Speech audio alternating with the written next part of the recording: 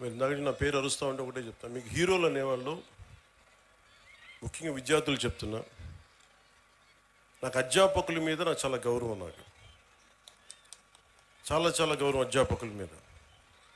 మీరు ఊహించుకోండి, మీ అమ్మా నాన్న ఇంట్లో ఉన్న 2-3 బిడ్డల్ని రోజు చూసుకోవాలంటేనే ఎంత కష్టపడతారు. అలాంటిది పాప అధ్యాపకులు ఒక్కొక్క సెక్షన్కి 30 మంది విద్యార్థులు, 40 మంది విద్యార్థులు, 20 మంది అందరినీ కూర్చొని ఎంత ఒత్తిడి తీసుకుంటారు అధ్యాపకులు. అందుకని అధ్యాపకులకి మనం చాలా సహకరించాలి.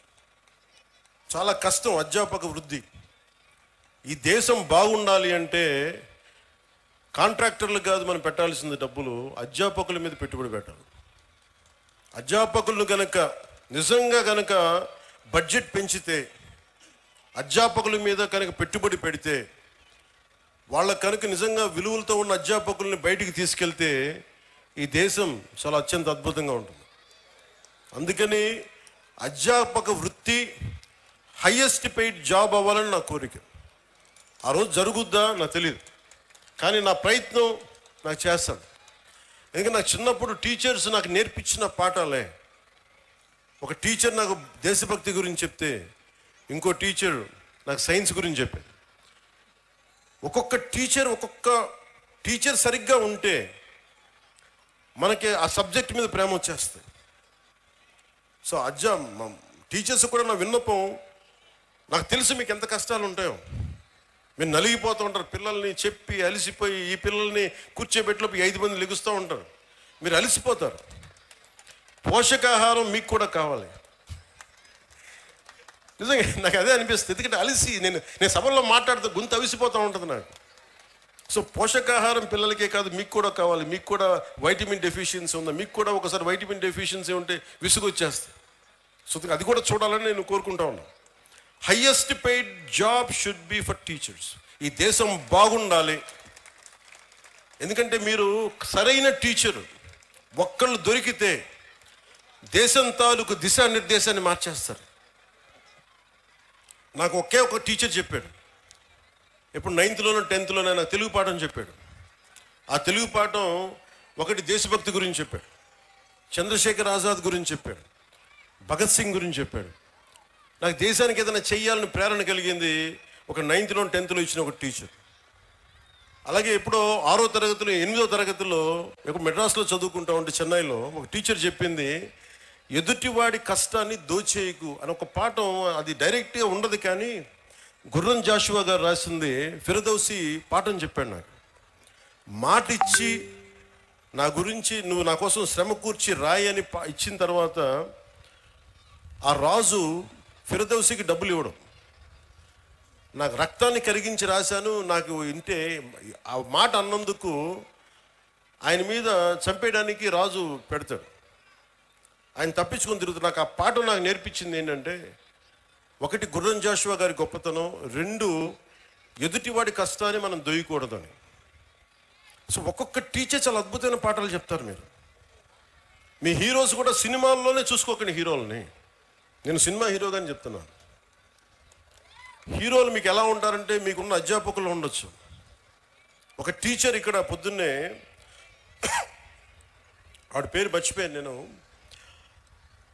బ్రాంజ్ మెడల్కి రెజ్లింగ్కి ఒక వ్యాయామం ఒక పీటీ టీచరు మీ విద్యార్థులను తయారు చేశారు. ఆవిడ వాళ్ళు వెళ్ళి బ్రాంజ్ మెడల్ కొట్టుకొచ్చారు. And she's a hero for మీ.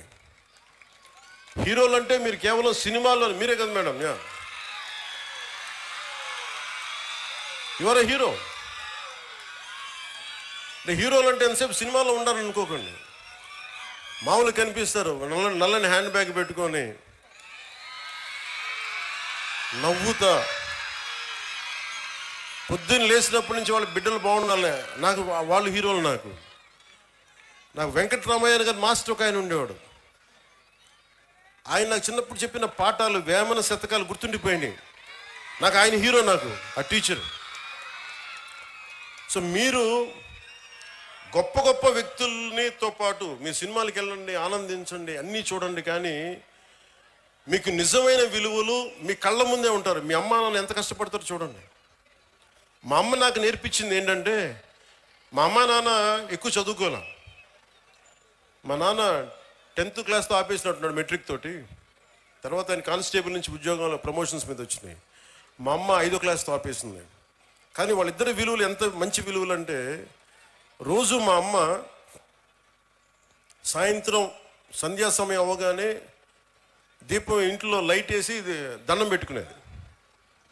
నేను 2-3 సార్లు చూశాను, ఎవరికమ్మా దండం పెడుతున్నావు అన్న. ఏ దేవుడికి దండం పెడుతున్నాను అడిగితే మా అమ్మ అంది, నేను థామస్ ఆల్వా ఎడిసన్కి దండం పెడుతున్నాను అన్న, మనకి లైట్ ఇచ్చినందుకు, మన బల్బ్ ఇచ్చినందుకు, ఎలక్ట్రిక్ బల్బ్. ఆ విలువ చదువు వల్ల రాదు. నా పాయింట్ ఏంటంటే, మీరు పిహెచ్డీలు చదవండి, ఇంకోటి చదవండి, కానీ విలువతో కూడిన విద్య చాలా అవసరం. సో మీ తల్లిదండ్రులు అలా అంటాడు. నా తల్లి హీరో, నా తండ్రి నాకు హీరో. ఎందుకంటే కష్టపడ్డాడు మా నాన్న. అలా మీ తల్లిదండ్రులు కూడా మీకోసం కష్టపడుతూ ఉన్నారు. విద్యార్థులు మీరు చూడాలి.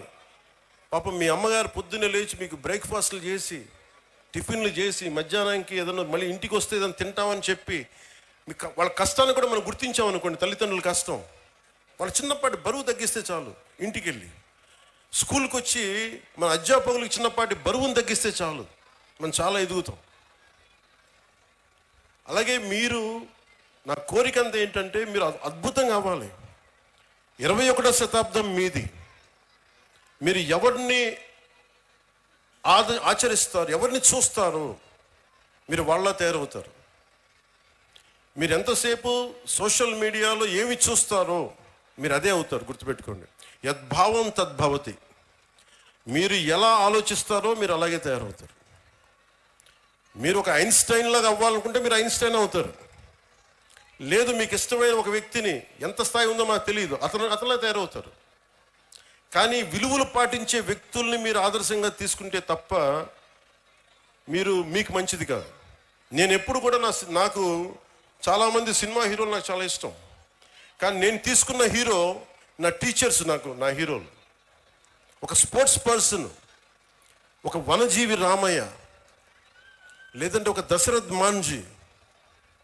వాళ్ళు నడిస్తే రికార్డింగ్లు ఉండవు. నా సినిమాలు వేసినప్పుడు నేను నడిస్తే వెనకాల రికార్డింగ్లు ఉంటాయి. గెడ్డం ఉంచుకున్న సింహంలో డైలాగులు చెప్తే రికార్డింగ్లు ఉంటాయి. కానీ నిజమైన హీరోలకి రికార్డింగ్లు ఉండవు. కార్గిల్లో మన కోసం చచ్చిపోయిన హీరోలకి రికార్డింగ్స్ ఉండవు. దేశ భద్రత కోసం చచ్చిపోయారు వాళ్ళకి రికార్డింగ్లు ఉండవు. మనం గుర్తుపెట్టుకోవాల్సింది వాళ్ళని. మనం గుర్తుపెట్టుకోవాల్సింది మన కోసం కష్టం తెలియకుండా మనల్ని కాపాడే మన తల్లిదండ్రుల్ని, గొంతు చించుకొని మనం బాగుండాలని చెప్పి మన అధ్యాపకుల్ని, మన టీచర్స్ని. ఇంకా అన్నిటికంటే కూడా, ఇందాక దారిలో వస్తూ ఉంటే మనకి చాలామంది మీకు శానిటేషన్ కోసం పనిచేస్తూ ఉన్నారు. మనకి వీధుల్ని శుభ్రంగా తుడిచే మన కుటుంబం అది.